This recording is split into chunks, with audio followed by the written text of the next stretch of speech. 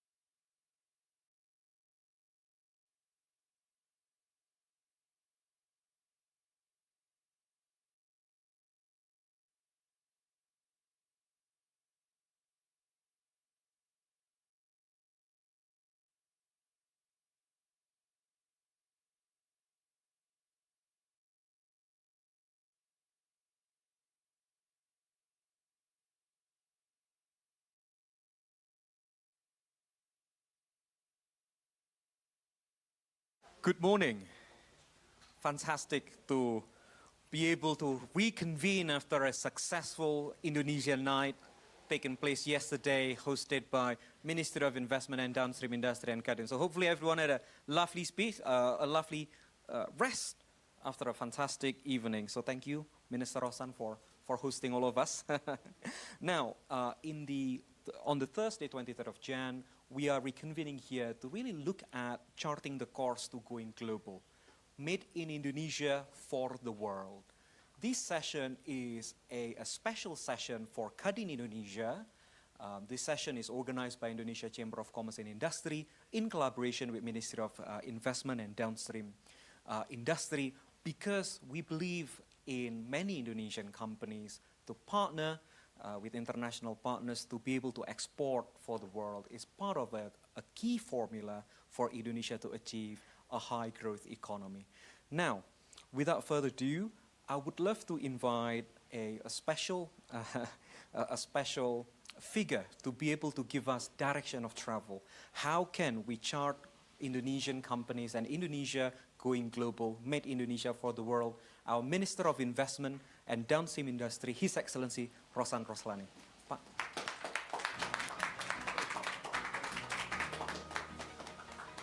Well, a very good morning to all of us, and welcome to our pavilion today.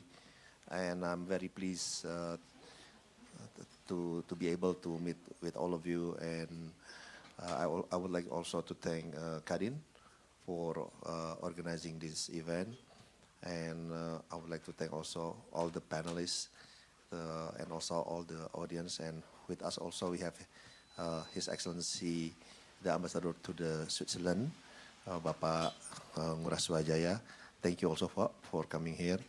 And today's session will be very interesting because with all the outstanding panelists that we have today, thank you. Definitely we will have a very insightful information also, not only from the panelists, also from the chamber, from our Kadin, and all the same time from Pak Khatib Basri, which is the former Ministry of Finance during Pak Susilo Bambang Yudhoyono terms. Well, Indonesia, we still managed to have a growth of about 5%, and we strongly believe that this year we are going also to have economic growth of about 5.2, 5.3%. But I think that number for a lot of Indonesians, including our leaders, is not enough. We would like to have 8% growth. It's not very ambitious by 2029. And by 2045, what we call it the golden goals of Indonesia, Indonesia will become the number 6 or number 7 largest economic in the world. And heading into that direction, we fully understand that we cannot do it alone. We have to work, we need to work with a lot of different parties, a lot of different foreign collaboration, a lot of different nations, because Indonesia, yes, we have a huge abundance of opportunity in terms of renewable energy, in terms of natural resources, but in the same time, we also need to have comprehensive funding and also technology and also accessibility to a lot of access in the world. And Indonesia, currently, if you are talking about ASEAN, actually you are talking about Indonesia, in the way, because if you look at the economy of ASEAN, about close to 40% come from Indonesia. The population of ASEAN, 680 million people, close to 40% also come from Indonesia. And also in terms of landmass, also counted Indonesia is the biggest land in ASEAN. So again, we also currently enjoying our bonus demography. Our median age in Indonesia about 30 years old. and we have a very strong middle income class, currently about 30% of our population, but we are aiming to have our middle income class by 2045, 80% of our total population. So Indonesia is continue to grow, and with the leadership of Pak Prabowo, 8% for a lot of countries, it sounds very, very high. But in the past, Indonesia, also we achieved 8% growth in the past. So when I discuss it with a lot of our neighboring countries also, such as Singapore, you know, one of the biggest FDI also from Singapore, and also from other our friendly country, they also believe that this 8% is achievable. But obviously, there's a lot of homework that we need to address in terms of strengthening our human capital. We need to create our pool of talent. In the same time, we need to improve our policy, our regulation, harmonizing a lot of law, harmonizing a lot of policy between the central government, local government. There's always been an issue when most of you, I think, already familiar already when you do a business in Indonesia. But we know all the issue, and we would like to accelerate the solution of this issue. So that's why our government keep reforming our policy.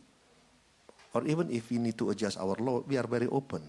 So that's why in this session, we would like also to hear from you, you know, the feedback, the input, how we move forward to get a better investment climate, a better ease of doing business, because that's, I think, is very important for us. Because in the same time, we know we're also competing with our neighboring countries. We are competing with our neighboring countries because in the same time, they also keep reforming themselves. But what is the advantage of Indonesia? The advantage of Indonesia, again, in terms of population, in terms of natural resources, in terms of economic growth, and the most important thing, we always manage we always manage to have a peace and stability in our country. I think that's the most important thing. That's our strength. And we strongly believe we will keep that, our peace and stability, even though, you know, we have more than 700 ethnic groups, 300 languages. But we always believe that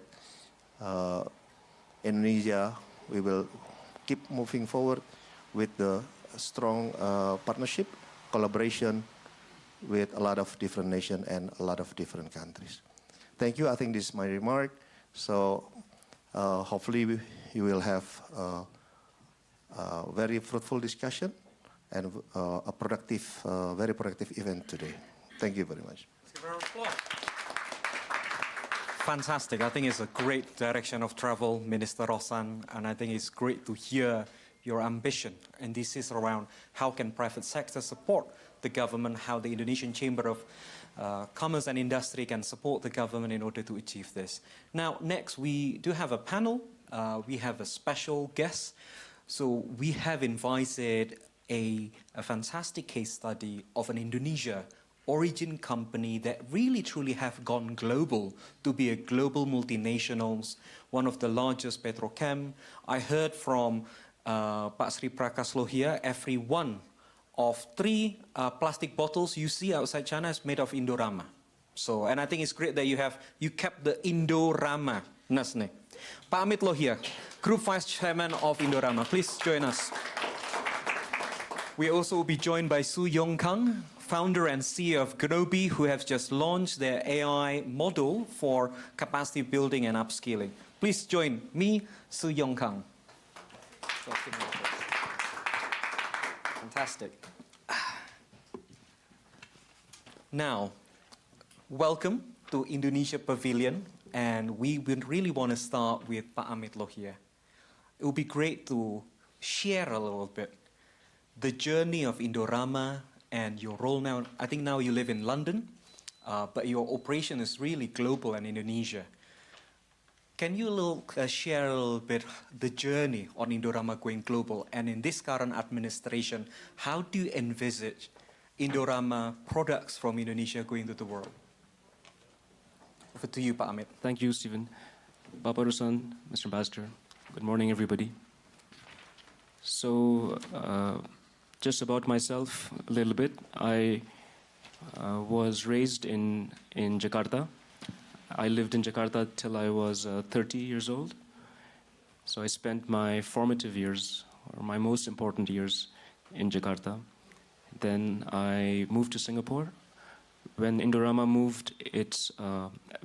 became more international, we felt that we wanted to move our headquarters to Singapore.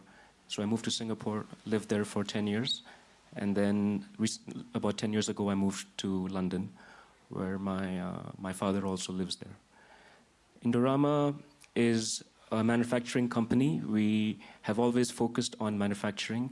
We don't do services or real estate, so very focused on manufacturing. And specifically, I'd say mass capital-intensive manufacturing, though a part of that is labor-intensive, like the textile part. I'll talk about that. We began as a textile company. Our first factory was in Purwakarta, which is today 1.5 hours from Jakarta. Those days, more like 4 hours. And my father lived in Purwakarta. I spent time in Purwakarta. I also lived in Bandung when we had a factory in Bandung. So from textiles, then we moved into fibers, went upstream. I think when you're in manufacturing, you have two options. You can go upstream or downstream. My father went upstream, so man-made fibers, and then petrochemicals, fertilizers. Today we are in 40 countries. We are about 20 billion of revenue, of which about 10% is Indonesia, still a big amount. And in Indonesia, we are producing textile raw materials. So we do the fiber and the yarn, and then our customers convert that into fabric and garments. We also do PET, and Stephen nicely alluded to how much plastic bottles we make. But I'm also very proud that we are the biggest recycling company of plastics in the world, including in Indonesia. We have a recycling plant. So we do also plastics, and we do medical gloves, the synthetic single-use medical gloves, which is used in doctors, surgeons, and hospitals. So that's, and out of the revenue of 2 billion in Indonesia, approximately 1 billion is exports. So export is a very important part of the portfolio.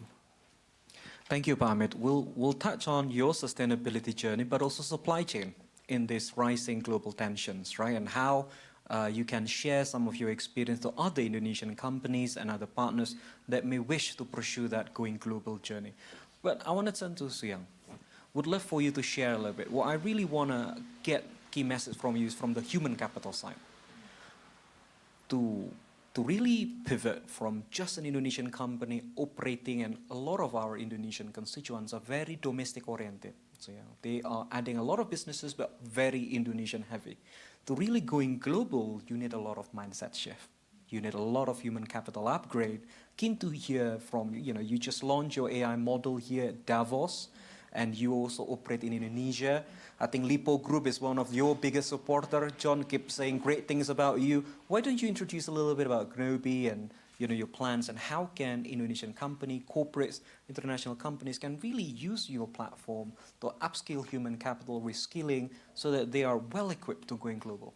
Yeah. Over to you. Thank you so much, Stephen, and thank you, His Excellency and Minister for having us here. I think your opening was quite apt when you talk about just the opportunity for Indonesia.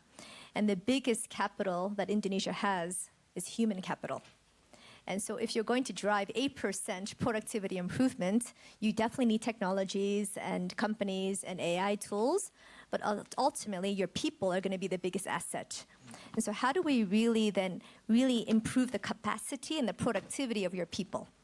From mindsets, but also in terms of skills. And when you think about skills are not, so we have a challenge, right? We have a few 100 million people that we need to upskill to bring into the middle class. to drive productivity. Now, the way that many of us have been educated is by one class, teacher, student, I talk at you, please take notes as fast as possible and try to memorize everything that I just said. And I'll give you a test next week. This is not how we develop skills. The way we develop skills, especially for adults, is you have to learn by doing. You have to participate and take ownership of your learning experience. And you have to also change your mindset. So NOBI, it's a difficult name to spell, so I apologize, but it stands for Grow Knowledge into Being. Yeah, I know. yeah. So because, it starts with a G. So gnosis, knowledge. So you cannot just have head knowledge. Head knowledge will not increase productivity. You need to take that head knowledge, apply it by doing it, then it becomes part of your being.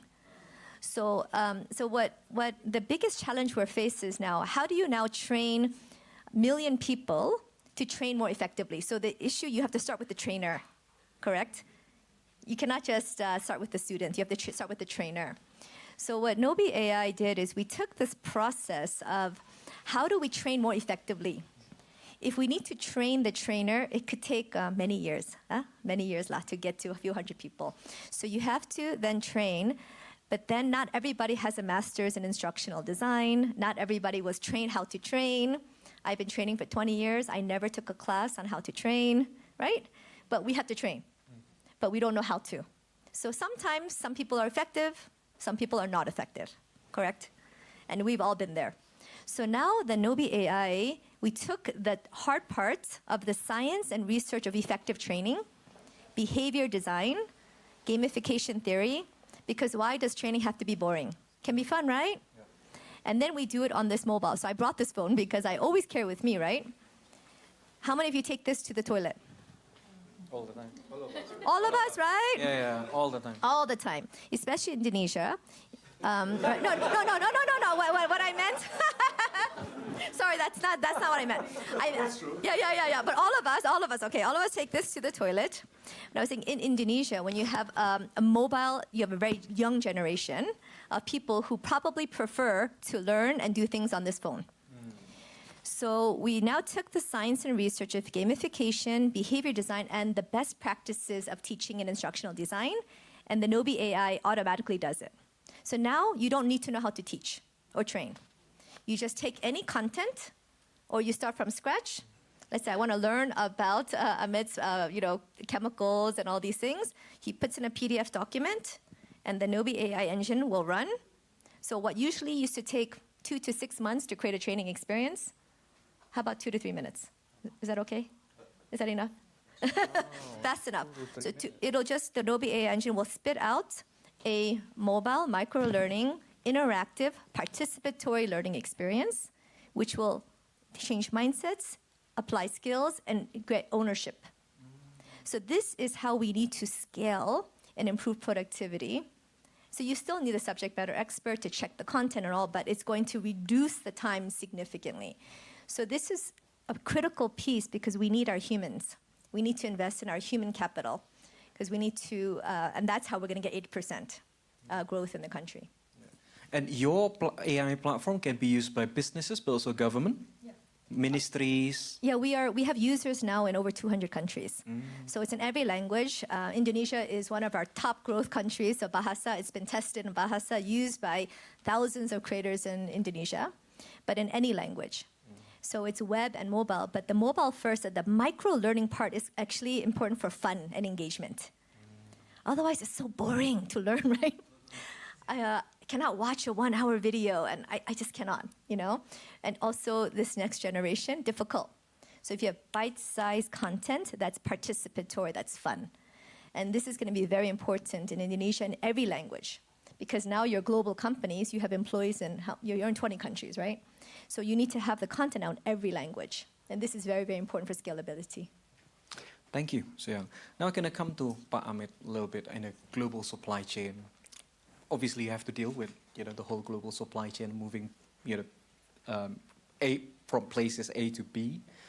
With Trump 2.0 coming up, Pak Amit here, would love to hear from Indorama perspective, how to safeguard, future-proof your plans for the next 5 years. Are you making certain investment decisions now in order to, any tips that you could share around this whole supply chain? Over to you, Pak Amit. Sure. So, to be honest, the good thing about us is that because we are now in 40 countries, we have the flexibility to move when we have to move.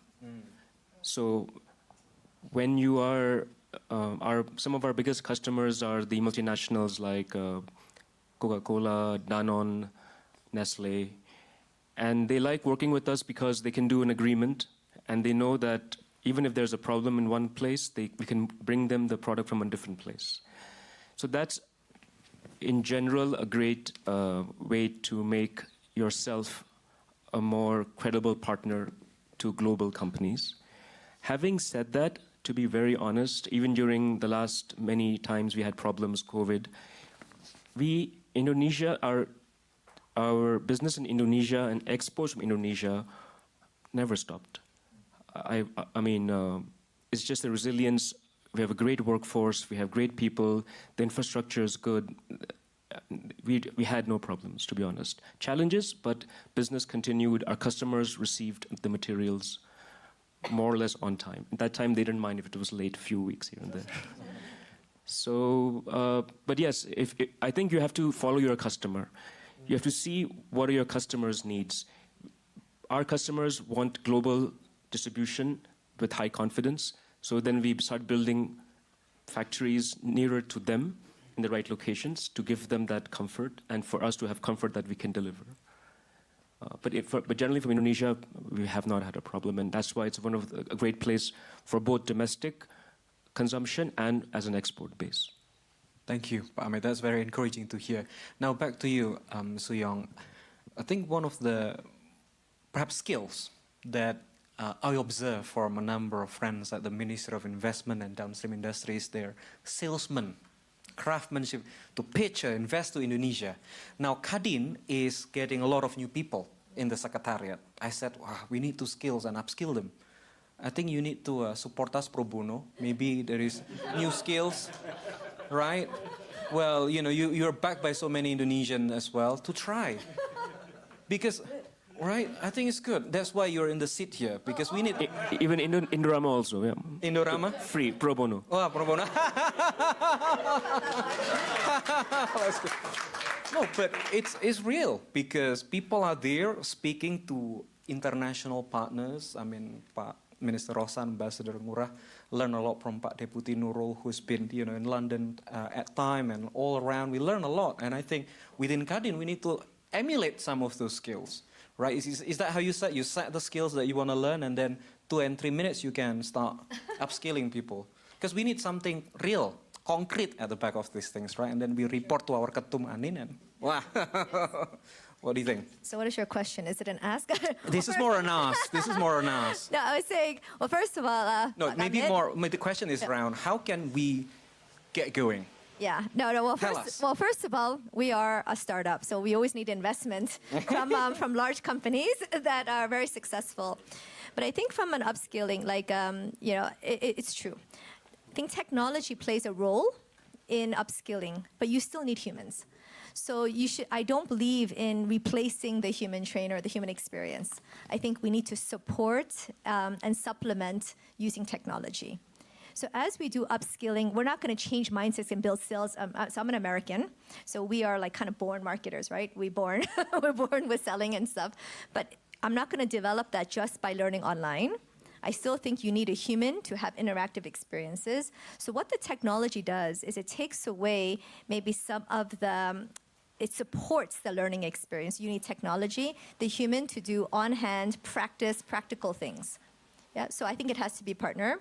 And we love to work with Indonesian government, so we'd be happy to partner with you. We've done a lot of work with Singapore government, so we're happy to do that with you as well. Fantastic. Thank you, Suyang.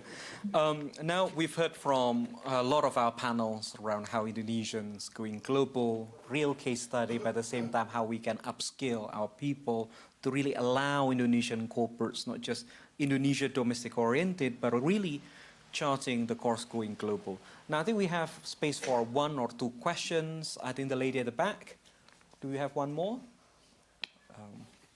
And we also have a great session. Pak Arsyad Rashid just arrived, so I think it's great that Pak Arsyad will be able to share his perspective from Indica perspective later on. So very excited for that.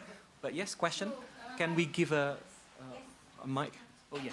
Hi, and thank you for taking this question for me. I just walked in and got the last tail end of the conversation. I'm from Pakistan, and our digital penetration is somewhere close to 50%. But despite that, we suffer from what I call a digital divide. Did Indonesia struggle with that, and what have you done to overcome? Sure. So I know you're quite active in Indonesia. Do you want to take that, digital divide? Well, one of the things that's interesting, right, all around the world is regardless of the socioeconomic kind of status of a country, they may not have good shoes, but for some strange reason, they all seem to have a mobile device. Yeah? So the mobile device penetration is very, very high. So one of the ways that we've addressed that is through offline capabilities. So when you do online learning, if you don't have internet, it's difficult, it's impossible. But with mobile, with an app, you can actually do offline accessibility. So with offline accessibility now, people can download when they have Wi-Fi access, but when they go back to their homes, they can still learn and they can still connect. And we think this is a very important part of inclusion. How do we include people who may not have access? Ultimately, and maybe this is where government could help, is we should partner, I think, with the telcos so that those who don't have access should zero rate certain apps, zero rate so they don't charge for data, because I think every single person, regardless of socioeconomic status, should have the ability to learn and to continue to upskill. Thank you. If that's the case, I think we can move. We can give a round of applause to our panel speakers here. Huge thank you, Pak Amit. Thanks, Su Yang. Congratulations again for the AI model launch. Fantastic. Now we are delighted to be joined by a special speaker, Pak Arsyad Rashid, who really brought together ASEAN Business Leaders Community or the ASEAN Business Investment Summit a while back in Jakarta, also B20 when gathering all of the global business leader G20. We're honored our chair of supervisory board at Kadin Indonesia and also CEO of Indica Energy, Pak Arsyad Rashid. Please, do want to invite you, Pak, to give some perspectives on how Indica takes on going global. What was the question? The question is, okay, well, you're sitting down. I thought you're just going to give it, perhaps starting from the start, Pak Arsyad, you have steered the ship of Indica Energy for a number of years until today. Indica has become much stronger, much bigger, has now diversified away. It would be great if you're able to share really the story of Indica Energy also going global to begin with.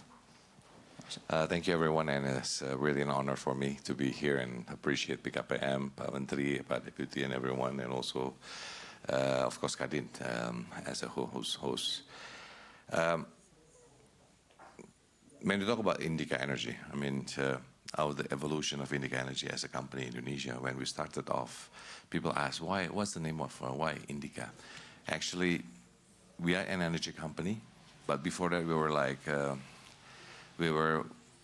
actually dealing with multimedia and information. So Indica stands for Industry, Multimedia, and Informatica. Informatica means information. So it becomes Indica, that's the name, right? So, but then when we move forward and we move to another business, which is energy, so we say, Indica, what does Indica stand for now? Indonesia Merdeka, and independence of Indonesia. So no, but it's something that is, that's what it means for Indica. So right now we are actually in our third wave of evolutions of a company. So first, for being a multimedia company, we moved to an energy company, and then after that we moved to an investment company, investing, of course, in energy. But then our energy previously was very fossil fuel energy. They call it the black gold. It's coal.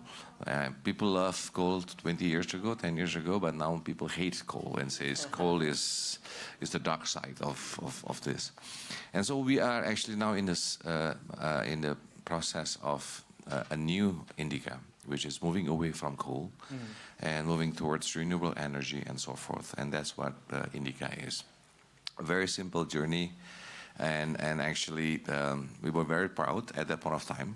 At that point of time, it was 2010, when Indica was actually elected by the World Economic Forum as one of the first Indonesian, they call it the global growth company.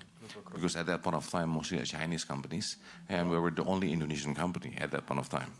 And we were proud because when we started off in 2005 doing our energy business, it's about 30, 40 people. By the time of 2010, we have more than 10,000 people. And so that's why we got this by the World Economic Forum as the first Indonesian global growth company. Startup was not there yet, so at that point of time we were so proud, and because of that I actually got my young global leaders by the World Economic Forum. But moving forward today, I mean, being in Indonesia, being now, facing the global challenges of the world, right, and being Indonesia, and Indonesia wants to be a developed country. Indonesia has this goal, in 2045, we want to be the golden time for Indonesia. We want to be number 5 of economic powers of the world. But then now we are in that stage of going that way. And our president, he was in the army, right? He was a general. So his code name is 08, right? That's been named. So everybody called him Mr. 08, right? But today, the 08 changed, not just a army code, but now it's what he wants to do for Indonesia. 0% poverty, 8% growth. Okay? And that's what the president wants to do. And this is quite unique. Why? We learned over the years. The question is, have Indonesia had 8% growth? Yes, we had before. It was during the Suharto era. We had that percent, 9% we had, right? Even near to 10%. So we did it before. The question, why can't? But that what we learned from the past, we were only thinking about economic growth. That's it. And what happens then? Nobody faults, but at that point of time. Now, everybody's saying there's only 1 or 2% that controls Indonesian resources. Because now the gap between the rich and the poverty, the gap is very wide. So we learn from our lesson. So we're moving forward. That's why it's 08. We have to think the economic growth, but we also have to think about poverty. How do we reduce poverty? Create it to a 0%. And that's what we call, or Pak Prabowo call, economy Pancasila. Pancasila is our ideology. We have always been thinking Pancasila as an ideology, but we never think Pancasila as an economical ideology. Actually, within that inside is what we call, we are not capitalism, we are not socialism, we are in the middle. That means we want to create profits, we want corporation to move forward, but do not forget, we cannot leave anybody behind. And that's economy Pancasila. So this is what we are promoting. And so, and in order to do this, the question is, how can we get 8% growth? Everyone is talking about 8%. And so what we did is, we did a study. And we had FGD and so forth, and we look back, for example, right? And during SBY era, there was one very good plan, is how to grow the regional in Indonesia. This means in the provinces. But it went through, but never take off, because when the next president comes, put it in the at the cupboard and no more. But we look back, actually it's good. We look at all the things that what Sukarno did in 100 years. It was at that point of time, Sukarno created what we call 100 years plan for Indonesia. And then Suharto then created what we call the 25 years plan, every 25 years, or Pelita, right? So we look at all those, and then of course, Pak Prabowo vision of what is best for Indonesia today. And so we did a white paper. I just want to share a little bit of this white paper, in which the question is how to get to 8%. And this 8% growth, then the question is, we say there is 7 ways to do it. Because if 7 days to take the world, to create the world, maybe it will take 7 days, 7 ways to actually grow Indonesia, right? What number 1 is actually what we call is on food. That's why Pak Prabowo says food security. Food security, yeah. But when we talk about food security, it's more deepening than that, because the one programs that related to this food security or food industry is actually what he has, what we call MBG, the free nutrition meals. The free nutrition meals will impact 2 things. Impacts the health, because that will try to handle how to zero our stunting position, and how to make sure that also our students have good nutrition for them to move forward as health. But at the same time, it will develop into agriculture business. That's why he created 2 things: food estates in Papua right now, but at the same time creating agricultures all over Indonesia, helping farmers, because that's one of the key. So food security for Indonesia, food industry, and this will be one of the driver of Indonesian economic growth. Number 2, how to get to this 8% is actually the health industry. Again, what happened? We learned from the pandemic. We tend to forget that it was a pandemic, because after that there is a war, the Ukraine-Russian war, and everybody forgot that there is this pandemic. But we learned from this pandemic, which is we were so fragile, so vulnerable. Yeah. We are, even masks, we don't have enough. Medicine, we realized that we don't have enough medicine. We were trying to buy from India. And India rejected us after that, because why? We have to think for ourselves first. And that's the situation. And so this is also another growth that we do believe that if we push forward in health equipments, hospitals, and so forth, in all kind of health industries, this is something great. But a small thing for Indonesian, for example, right now, most of Indonesian, of the rich, the one who have middle class up, will go to Penang, Malaysia, will go to Singapore, will go to all this, but not Indonesia, because we don't have a good health systems. And that's so much money being poured or being exported by us overseas. So this is another thing that is health. Is one other thing that we want to move. Third is we cannot forget how to make sure we push micro, small, medium enterprises or MSMEs. Yeah. This is where we want to push that the MSME must be part in all ecosystems that we want to develop. And this is where it is proven during 1998, when we have the Asian financial crisis. Indonesia was struggling with economic crisis, with political crisis, and so forth. The one that actually pertain or the foundation of our economy is micro, small, medium enterprises. So it's a key factors. And even today, 67% contribution of the economy is from MSMEs. And more than 90% of employment come from MSMEs. So this is something that is very critical for us to have. And so with that, that's where we say MSME, how we want to create more entrepreneurs. As we create more entrepreneurs, we'll create more jobs. Yeah. And we create more also economic growth. And this is important for us. Take the example of the nutritious meal agriculture.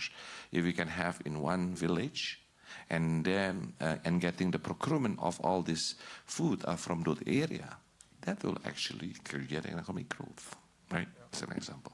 So that's third, how to push the MSMEs growth moving forward.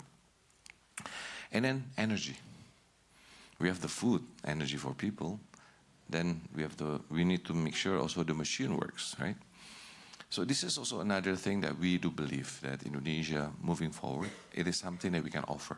We can create economic growth, whereby we have all the resources we have. Yeah. You know, the renewables, we have geothermals, we have the wind, we have the solar, we have, oh my God, we got all the things.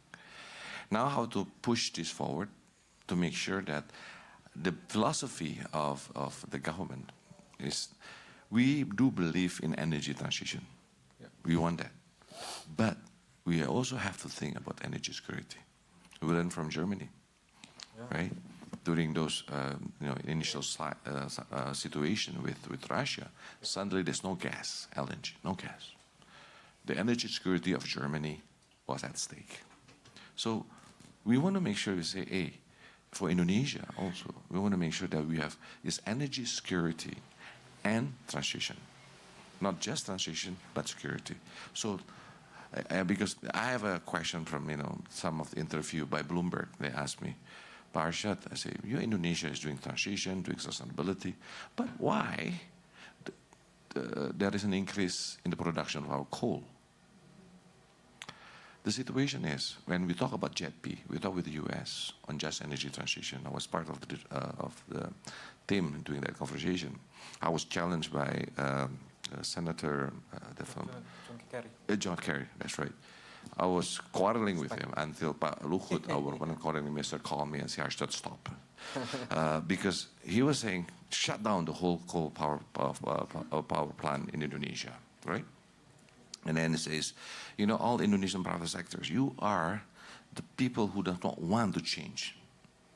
So I say, hey, I want to know. I say, we want to move forward. I'm one of them. And I will put my project, I said, on the table of the coal-fired power plant to be retired as soon as possible. And I can tell you, I said, I'll give all the industry, the one who owns, the sectors who owns the power plant, to commit to a retirement of our coal power plant. But the question is, how do we fund this? How do we finance this? And I told that one from John Kerry, Senator John Kerry, the US promised us money in order for us to change. Where's the money? Where's the money, yeah. Let's not just talk more and talk. I said, let's do something. If not, let's put this on a live situation whereby we say, let's have a project rather than talking about without a project and make this happen. Yeah. And that's where the negotiation, of course, Pak Luhut and everybody else was part of the negotiator. We were able to do the JETP, just energy transition. But let's prove will this work or not, right? So, and because I already said that our power plant is what to do. So it is, the first power plant from private sector in Indonesia is by Indica Energy. We put it on the table and say, let's do this, okay? So energy is important. This is very challenging for Indonesia, but we need to have this. I mean, we talk about AI, we talk about technology, we talk about everything else. We want to, it starts with energy. And so we have a lot of this abundant hydropower, all this, but also we're looking at nuclear, modular nuclear. And that's where I think at the end of the day, it's, I was in FII, and the question is it transition? Or is it adding more energy, additional energy? Because why? If you talk about AI, a lot of energy, a lot of energy. So the question is, what is it transition or adding more energy? Because if you look at the future today, in all aspects of our life, we are dependent upon digital, and that needs energy. So Indonesia wants to be that energy, and of course with the ASEAN. And I think we've been talking about ASEAN Grid as an example. We've been talking about 30 years. I was part of that discussion 10, 20 years ago, right? Until today, nothing happened. But because there was no necessity. But today, there is a necessity. Why? When we talk about renewable energy, the supply and the demand are far off. So we need to create a very good so-called connectivity. And so I think it will work today, the ASEAN connectivity per se, because Indonesia, for the first time, say we will interlink all our islands together. We have 5 big islands, so we're going to interlink all that with for electricity. So that's energy. So it's a lot of things that we want to do there, and then a lot of investment that we need to. More than that, Indonesia also very proud to have the second largest biodiversity in the world, after Brazil, perhaps. And so the green business, this is something that we would like to push, and that will create economic growth for Indonesia. Right? We have so much carbon credit, perhaps. And I think if we can calculate it today as a whole, we are not net zero, we are plus. I'm not saying, but what we're saying is that that's also the green businesses. It's a growth business whereby Indonesia want to be the largest green business in the world throughout all types of businesses, you know. So the green business is something that is for us something we want to push forward.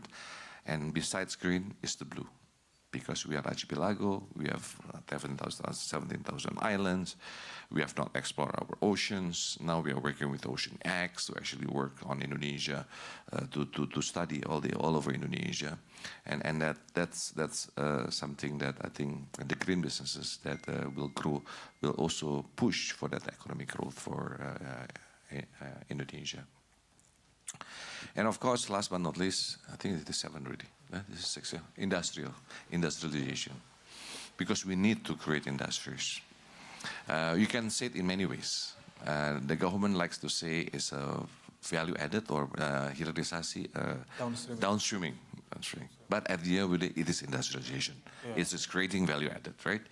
And so industrialization is a key factor also. But the question is what industry? What kind of industry that we want to do? So I think I'm with the government saying that, okay, if we have these natural resources, we have the so-called nickels, we have the bauxite, we have all the silica, we have many of the resources we have. Yep. Then we should create a value added of manufacturing, industries, but we have to be different. Because the challenges also we have to look at that we must learn as Indonesia. Usually we think what we want. I said, yes, we have to make sure we know what we want, but before we know what we want, we have to know what the market wants. If the market does not want anything that we, how can we provide them? So this is the thinking of right now is what do the world wants and what Indonesia have and what can Indonesia contribute to the supply chains of the world. Okay, and that's becoming a competitive for Indonesia. And that's where we are looking at and we are going towards the direction. That's why, for example, the battery, right? Nickels. But we have to think also, move forward again to think about whether it is nickel or we can think about zinc also, because, we have that too. So this is the thing that we want to push, and we want to have investors, our technology partners, to be able to come to Indonesia and work with us in this development of 8%. So that's basically, in a way, we do believe as a push for Indonesia growth of 8%. And I know people sometimes think of it as, wow, you are too optimistic or too ambitious. But interestingly, I just want to share with you. I had the privilege of invited by our neighbor country, Singapore. And I was elected as a fellow for Singapore. And so I had a privilege of a conversation with PM, DPM, Minister of Trade, Investment, Temasek, and so forth. And we have a so-called conversation. And so I shared this 8%. My expectation for them to say, they tell me, impossible, Barshad. Are you sure? But it was the other way around. I said, 8%? It should be 10%. I said, who's wrong here? It's Singapore. But I do believe Singapore calculate better than me. So they must be right, this 8%. But then the ingredients that needs in order to do that. And this is where we have to work on. This is where Pak Prabowo commitment, for example, one is certainty of law. The question of corruptions. The questions of, investors wants to come to Indonesia and they want certainty. They want to make sure of that. So this is our homework, and this is where Pak Prabowo, it's always been less than 100 days, I think. It's going towards 100 days. People are calculating 100 days because then they said after 100 days, then he will do a review. So everybody's so scared it was 100 days. But Pak Prabowo commitment towards how to reduce corruptions, how to make sure also the certainty of law. This is something that I think you will see in the next 12 months of his administration. Because, I mean, we have a lot of homework, but transparency is a key, and he knows that. And so now programs has been pushed. Of course, digitalization, technology will help. For example, now in Indonesia, after a few, how many years? 5 years, 6 years preparation, what we have a program called Core Tax. Today people are complaining because it's not working well. But at least we are moving forward. Yeah. Now with Core Tax, okay, we want to make sure that we can extend the so-called tax base. And we want to make sure that everyone's voluntarily telling the truth, nothing but the truth. Because with Core Tax, with AI technology and so forth, we are going to be able to detect with the systems what do you spend anywhere in the world. But that's what we need also, because we have to have the tax base. We need to have tax collection. We need to grow. Because one of the challenges also that Pak Prabowo is facing today is our budget constraint. And that's a fact. And we understand that. That's why Pak Prabowo wants to make sure and push for private sector's involvement in our economy. And that's why we want to ask Indonesian businesses, international businesses to grow with us, to grow with Indonesia. And it is a part I hope everyone here can be the ambassadors of Indonesia and talk about Indonesia and bring more people to Indonesia to invest. Because for the first time, he's pushing for this. For example, I had a conversation with him before I left. And this is a conversation. I was telling him, I just met one of the Minister of Transportation. And then I had a conversation with him, and he was telling me, Arshad, this. We have railway, we have airports, we have planes, we have this, all the transportation. Less work. We are not going to spend money on it. If you want less work together, the private sectors invest in this. Never before. It's so very open, and that is one of what Pak Prabowo wants. He wants to make sure that all government projects mostly will be given to the private sectors, not to the government entities, not to state-owned enterprises. It's not that he's not for state enterprises, but it is a requirement to give more room, and so that the money from the private sectors can come to Indonesia. And so maybe perhaps that would at least, I don't know, I hope that my sharing of this 8% of Bapak Prabowo of 08 and would think because of the title of going global, and for us to be global, one of the key factors that we are now defining is what the world wants from Indonesia. And that's where we want to give to the world. Thank you. Yes, thank you. Let's give a round of applause. I do have one question, and I'm going to invite some questions from the audience. But if I can just ask a question, Pak Arshad. Indica is so active in building international partnership. South Korean companies and India in, we see Alpha brand and SJBD. So I see that quite a lot, Pak. and many of those. How do you pick your partner? I think this probably is a guide that many of Indonesian companies can learn from Pak Arshad around, where to pick, where to look, and then how do you cultivate that relationship with Indica and then international partners, Pak? So I asked the same question to Indica. It's a question of Indonesia, right? Number one is this: when we talk about Indica, they asked me, "What is the strategy of Indica?" I say, simple. Strategy of Indica is a strategy. We follow the Indonesian strategy. So where Indonesia going, that's where Indica is going. Because why? Simple. The way we look at it. If the government wants that, they will create the regulation. They will create all the things. So we want to be there. I mean, as simple as that, right? Yeah. So, and that's where Indica strategy. And from there, then the question is the same thing. The same question of that we asked for Indonesia, that I asked for Indica. Indica, what do investors from overseas coming to Indonesia want? What type of partners do they want, right? Then the question, can we, as Indica? Because, it's very human nature. do you know that Indonesia is the #1 gossip country of the world?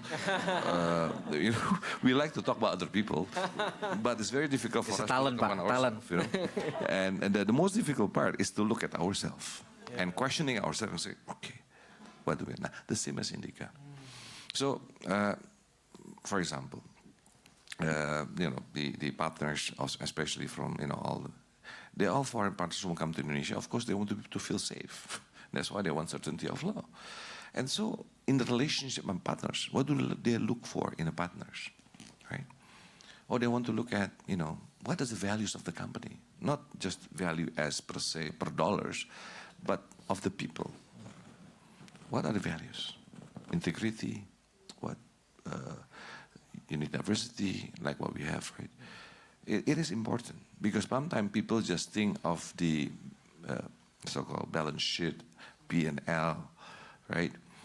Vision, mission, right? People tend to forget values. People have it, maybe you say, oh, you have values. You put up in your corporate profile, this is the value 1, 2, 3, 4, 5. But how to live their values within the organization, that's the key. So for me, the way I think the first thing first, partners look for is the people. Yeah.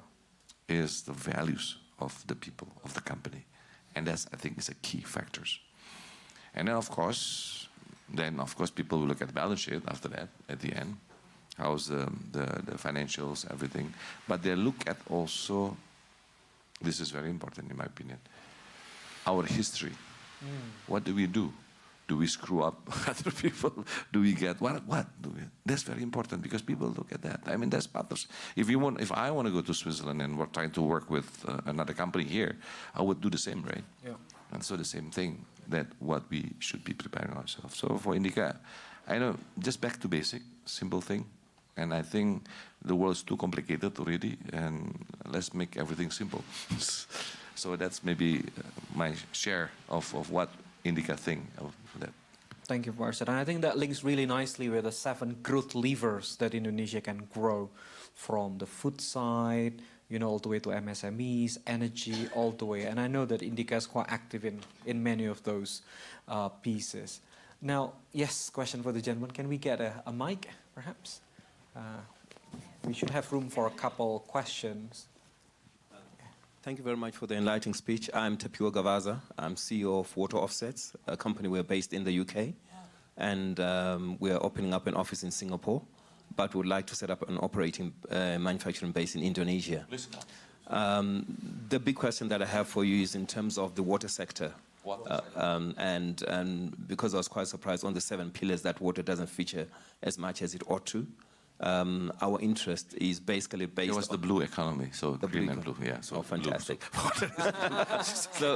But our offer to the market is to help with decentralized opportunities and working with industry to reduce water consumption by at least 50%. We've proven that in the UK.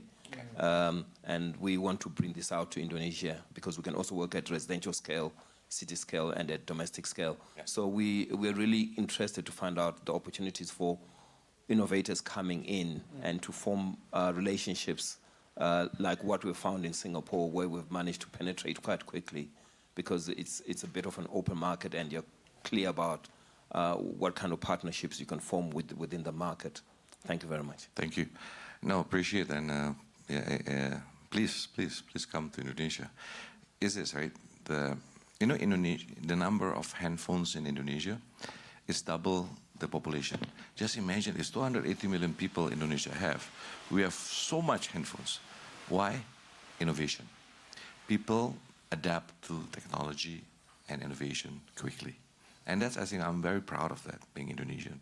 So when you say it, whether if you are bringing in something new, innovative to Indonesia, will it work? Yes. I think we need innovation, because in our mind it's clear that if we want to leapfrog, in order for us to leapfrog in our economy, because we have this ambitious goal, right? I always mentioned about. The only thing that will be able for us to be able to leapfrog is through innovation, through digitalization, through new technology, and so forth. And when you talk about water, this is something that also I think the government realizes this and trying to align this, right? We have the euphoria of 1998 when we have a democracy. We call it reformation, they call it. Then after that, everybody, in every province, in every regency, they want to work by themselves because they think they're the king, which is very natural of human being. But we all now realize today that, for one of the key factors to the 8% growth is the alignment of policies between central government, province, and regencies. Yeah. Because if there's no alignment, it's going to be very difficult, and that's what we face. That's, if you ask many of the investors or even Indonesian, that are some of the hurdles, right? So now we're aligning this regulation, central. But more than that, now we are talking and having conversation about economy, not only in the executive body, but also in the legislative. Even we're thinking the judicative. Okay. Why the legislative? Because the one who creates the law is the legislature. And we want to make sure they have looking at the same vision. So we did with Indonesia called DPR. So we are trying to align to say, hey, Indonesia is going that direction. Do you agree or not? Can we agree or not? So those are the questions. So I'm just going back to the water. Why I say this? Because there was, maybe if you are coming to Indonesia 10 years ago, there's going to be a big challenge. Why? The alignment of regulation, central, province, and regencies. And water is under the province or regencies, even regencies. So not on the central government side, right? So there is a need to have this alignment. And today we are there. The fact is not all provinces, not all areas as alignment, but at least we have moved forward already. And the alignment is moving that way.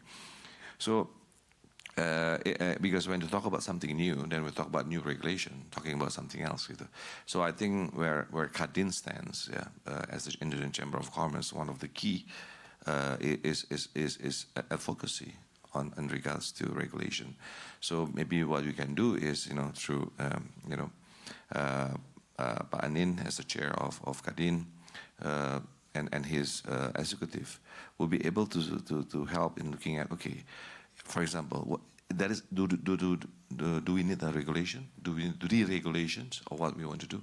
I think that's the first homework that you need to do, to make sure with that investment that you want to do or whatever it is there barriers of that?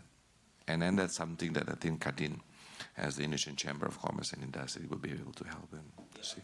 Absolutely. We think that there's great opportunity, and when it comes to water and tokenization as well. And I think we find a product fit with the Pachile as well, because we want to create at least 1,000 water tech entrepreneurs, women in Indonesia. So that's our 5-year target to 2030. That's great. Very good. We hope to be able to support as directed. Maybe one more questions from the floor. Yes, the lady over there. Thank you. My name is Maria. I live here in Switzerland, in Canton Bern, but in French-speaking area. Switzerland is small, but talking about the biodiversity, they have the UNESCO Biosphere in Entlebuch, and I think this is the UNESCO Biosphere model for the world. And then my question is simple. How do you think Indonesia, or especially Indica Energy, can do something better for maybe maintaining or even developing the biodiversity that we already have? Thank you. Thank you, Bu Maria. I think biodiversity, talking about the environment, right, is one of the key factors. I was asked this question with Trump coming into the US and changing, exiting the Paris Agreement and so forth. What's the effect, right? Which is, I said, at the end today, it's not about the government, it's about the people. And people in Indonesia, I said, already knows that there is a lot of climate change. Why? There's a lot of natural disasters happening in Indonesia. And so as people, I think the push to the politician is we want to be cleaner, we want to be greener. So biodiversity is one of the key factors. So for Indica Energy, we are there. I mean, we are all waiting for the regulation in Indonesia on carbon credit and so forth. It's being cooked, right? That will open up, volunteer and volunteer market situation in Indonesia. For Indica itself, we have currently 180,000 hectares of land that we divided into few boxes. First box is, we call it the industrial forest. So what we are doing is actually planting trees, which then can be used for wood pellets to reduce the coal. What is this? The needs of the coal by power plants. Yeah. So we use instead of coal, using wood pellets. Right? And so this is industrial, for example. Another box is we are doing what we call a forest business, in a way, working with farmers, farmers who are given, actually, during Pak Jokowi's presidency, he gave away, I forgot, 1 hectare or 2 hectares of so-called forest land to be for the farmers to work on. But then the question, how can we help the farmers? Because if they're just given the land, but not given the mentoring, given what kind of things and helping them, it will not work, right? So we are doing that, what we call forest business, our forest business. Yeah. And then the third is horticultures. This means to be able to actually plant in between those forests other horticultures that would help also the farmers, and that we will be able to sell to overseas, for example, perfumes and so forth, for the ingredients of the perfumes and so forth. So we are doing that, and Indonesia is moving that direction, Bu Maria, and we should be happy and proud that it is not just the government, but also the private companies. And Indonesia is already saying we have a goal of net zero by the year 2060 or earlier. And I think the plan is still moving forward. And biodiversity is one of the key factors. That's why the green businesses I was mentioning as one of the 7 growth of Indonesia growth is green business, which is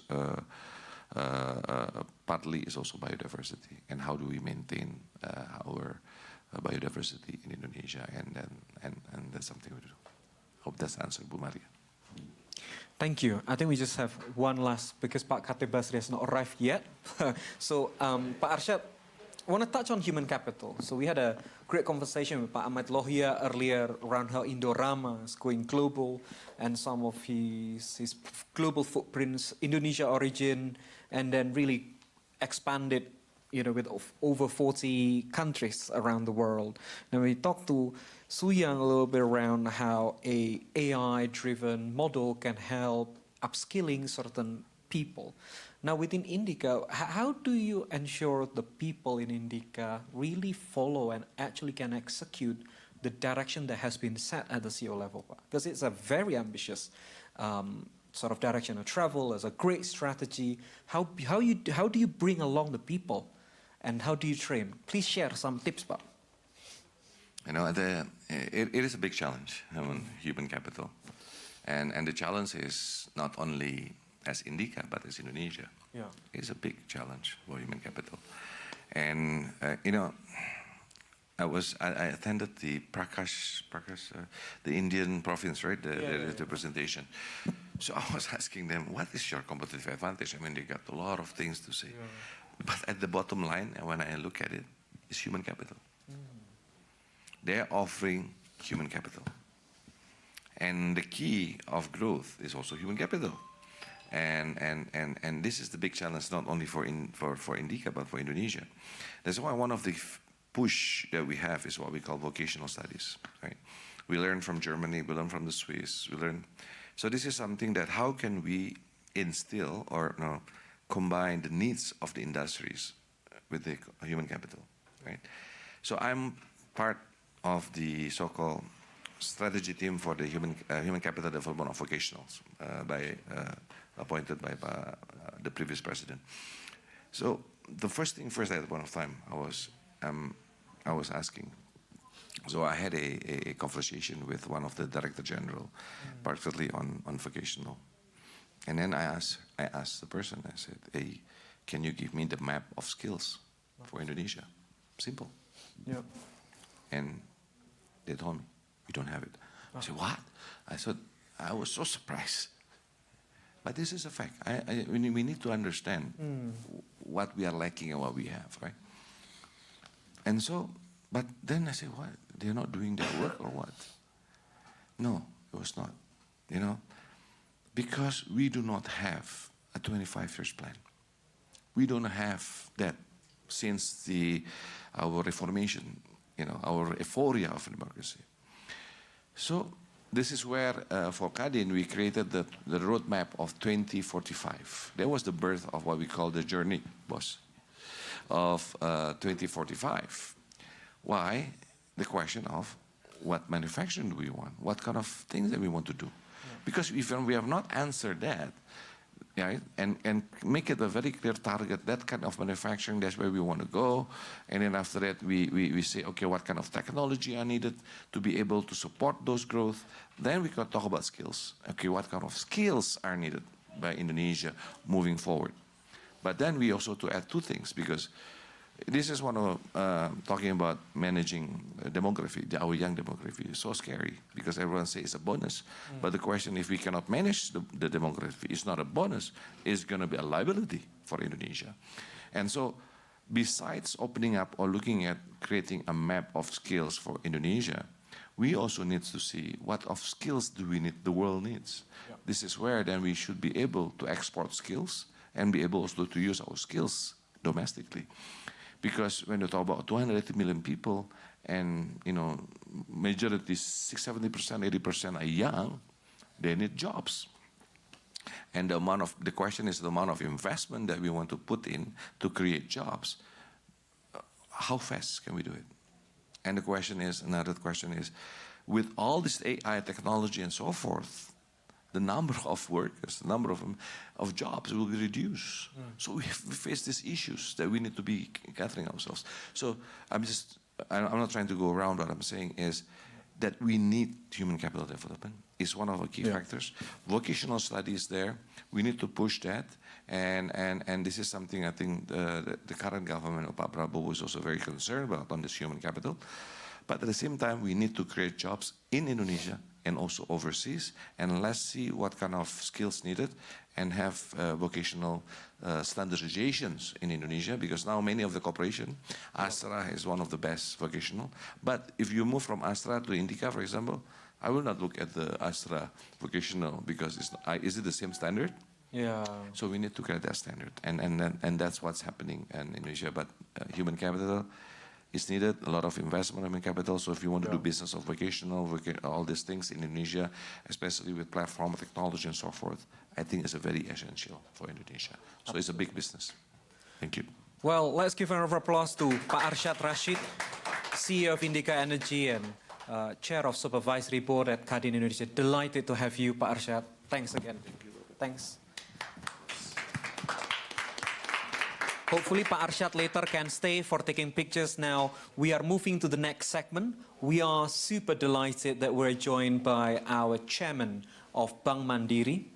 He's also former Minister of Finance of Indonesia during the SBY presidency. We are delighted, and I would love to invite to on stage Pak Khatib Basri. Pak Dede.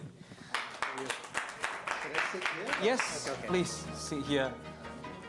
I know you just finished Iqbal, and it's quite a big snowstorm, so thank you for walking down here all the way, Pak Dede. I think it's great.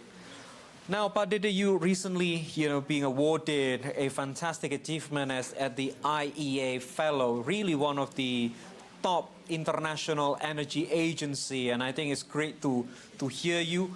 But on 22nd and 23rd of Jan, we've been talking a lot around energy transition and how Indonesian companies going global, setting up global partnership, Pak Dede.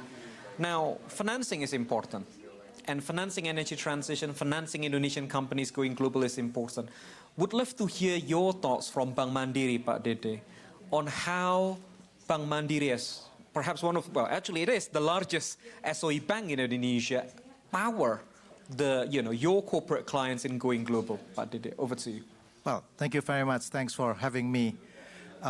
First of all, perhaps let me give a sort of like a little bit macro background before I go into more specific the issue of the financing, because I'm sitting also as the member of the high-level independent expert group for the COP, with Nixon and Vera Songwe.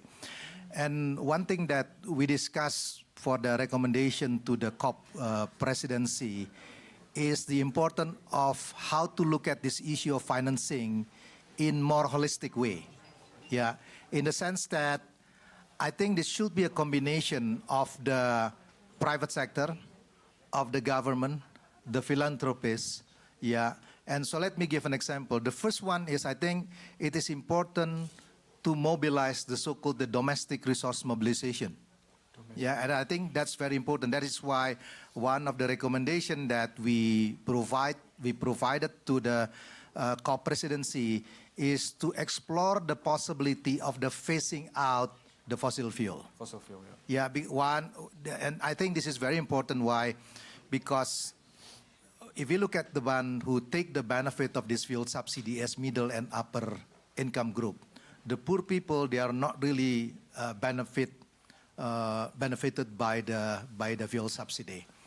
So that's probably one of the source of the financing that government can relocate. But I'm humbled by the political reality. As a former Minister of Finance, I know, I like to quote what Jean-Claude Juncker always said. We all know what to do, we just don't know how to get re-elected after we've done it. And right, that's really the big challenge. So we probably have to do it gradually. On the fiscal side, in addition to that, we also need to think about the importance of the carbon tax. Because without the carbon tax, then there is no way that the trade emission, will take place. So this may be sort of like a revenue. That will be from domestic resource mobilization. The second aspect that I would like to touch, this fiscal support from the government will be very limited. If you look at the fiscal space in the case of Indonesia, it's very limited. So that is why the role of the private sector become very crucial here. But private sector will only jump in if the project itself is feasible, right? So many of this, if you're talking about the energy transition project, is not commercially viable. Then the role of these multilateral development banks play a role if they can provide the so-called the concession loan to the emerging developing economies, including Indonesia. Then we can do the de-risking. So some of the risks will be borne by the government. We call it the innovative financing of the blended finance.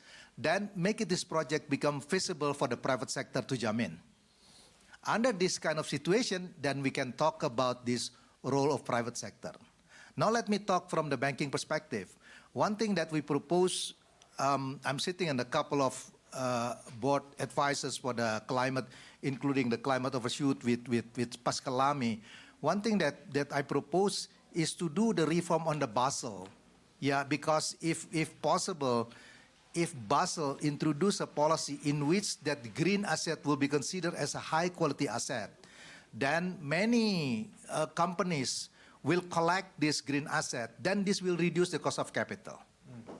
Otherwise, nowadays, if you ask me about the Bank Mandiri, we are quite advanced on this, but let me be frank and honest with you, it's not easy because the cost of capital is still relatively high. We try to sort of like to provide the financing, the funding, but it's not easy. So I think this will take some time. I hope I answered to your question. Fantastic, thank you, Pak Dede. Would love to also hear a bit of your reflections. With Trump 2.0, to what extent this will impact to sort of Indonesia aspiration to grow 8%? Will this be upside? Will this be downside, Pak Dede? Because I think your macro perspective really is a good starting point for this segment. Well, let me share with you. I know that the Equal is a Chatham House rule. It's the top thing at the Just came back World from Economic Forum, the informal gathering of the world economic leaders. But one thing that I learned in the past 2 to 3 days here in Davos is the probability of cutting the interest rate is relatively low now. Yeah, with the Trump policy that probably he's going, one of this, the executive order is to do the deportation of the undocumented workers. This will have an impact on the unskilled labor in the United States. Yeah. So the costs, the wages will increase, the cost production will increase. So as a result, you will see the wages in the US will increase, which will have an impact on the inflation. That's the first one. The second one, Trump administration is thinking to do the tax cut. So this will expand, will increase the budget deficit. So as a result, it's not easy for the Fed to cut the rate. So I'm in the position, on the perspective that maybe, the ability for the Fed to cut the rate would not be as much as what market expected. Yeah. Even I won't be surprised if the interest rate will go up. Under this kind of situation, the choice for Bank Indonesia, they cannot cut the rate because otherwise this will have an impact on the depreciation of the exchange rate. So first things that I would like to remind all of us is probably we are facing one of the biggest challenges is the relatively high interest rate. The second one, we are facing the situation of this strong dollar. So if you are a sort of like investors, from the companies, you probably need to expect that there will be a sort of like relatively high interest rate, liquidity will be relatively tight, strong dollar. So under this kind of situation, the only choice that Indonesia have is to do the structural reform. Because the fiscal space is limited, monetary policy is limited. What do I mean by the structural reform? To do economic deregulation, to streamline regulation. When I was the chairman of the investment board, it was back more than 13 years ago. One thing that I mentioned at the cabinet, that one of the reasons of why many Indonesians become religious is because they have to deal with the government. So if you apply something, then there is nothing you can do except pray to God. Pray to God. Right? And nowadays with the OSS, I think everything will be much, much better now. Yeah. I introduced at that time the online tracking. I was inspired by Amazon. So every time I buy the book, I know exactly where the position of my book is. Yeah. So we give the pin for the investor to track where their documents stuck. So that kind of approach is very important. Yeah, but let me remind you again, this structural reform is not going to be easy because you need to remove these bureaucratic hurdles. So that's probably the only option available for us. And I can see the opportunity for us. Why? Because there will be a relocation of the production base from China to some Southeast Asian countries. Yeah. Yeah. And Indonesia is probably one of the options to it. So again, let me, I remember when I was the chairman of the investment board, there was a big flood problem in Thailand, was back in 2012. Yeah. So I went to Tokyo to see Akio Toyoda. He was the CEO of Toyota at that time. I tried to convince him to put Indonesia as one of production base in Southeast Asia. And my argument is, I'm not saying that Indonesia is a great country, but my argument to him is, you need to diversify your risks. You cannot just put your production base only in Thailand. It's about time for you to diversify the base. And that's the reason why Toyota, put Indonesia as production base 2012, about 3.7 billion US dollar. So nowadays, I can see the situation. Maybe Indonesia is not perfect. We are not doing great, but maybe Indonesia is one of the least unattractive countries in the world. Not because we are doing great, but because the other part of the world are in trouble. That's right. Thank you. And I think that's really a good summary on what's going on. And thanks for sharing some of this. I think you've been attending Davos multiple years now, but today, so I think it's great to have you. Now, from your perspective, how can Indonesian companies really going global? But I think they need a banking partner. They need really a real partner to help them to go global. I think by them going global, that can also help them to export more, which lead into a higher growth back to Indonesia later on. Where do you see, Mandir, obviously you have a sort of entities in London, in New York, and or around the world. What's the type of conversation you can support Indonesian companies going global, Pak? But I think the first of all, I think it is very important for the Indonesian companies to make themselves to be part of the global supply chain. Global supply chain, yeah. Yeah, because nowadays, look at. Let me give an example. Yeah, I'm talking about Netflix. You'll be surprised the number of the subscriber of Netflix in Indonesia is smaller than Singapore. Singapore is only 5 million population, Indonesia 270, but the number of subscriber of Netflix Indonesia is smaller than. The number of consumer of Apple in Singapore is bigger than us because the issue is purchasing power. Yeah. So we should linkage our company strategy to be part of this production network. That's very important one. Yeah, we have this downstreaming, all the process, and definitely, this money will follow trade. If we can see sort of like the feasibility that projects become feasible, and definitely the banking sector will support it. And let me give an example about what is happening in Vietnam. Vietnam, in terms of population, is much smaller than Indonesia. But Vietnam is now one of the largest production base in Southeast Asian countries to the global market.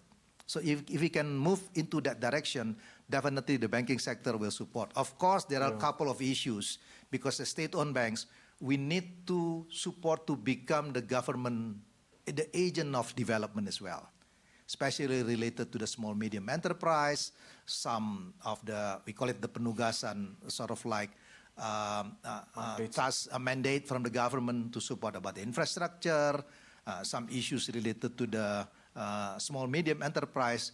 We continue to do our job, but definitely as a company, we have to strike the balance between the agent of development and as a commercial entity. Thank you, Pak Dede. I think that sort of wraps up our segment. I know we started at 10 a.m. a lot earlier with Minister of Investment downstream, and then we had a fantastic panel with Pak Mitlohia and Suyang, a segment with Pak Arsyad Rashid, and now with Pak Dede. And I think it's great to give you a bit of download of what's going on in IQWEL. So let's give a round of applause to Pak Khatib Basri, Chairman of Mandiri, and it's great to have you, Pak. Thank you. Thank you very much, Stephen. Nice Thank meeting you. Thank you. If I may also invite Soyang and also Pak Amit Lohia to take pictures with Pak Dede. It's a great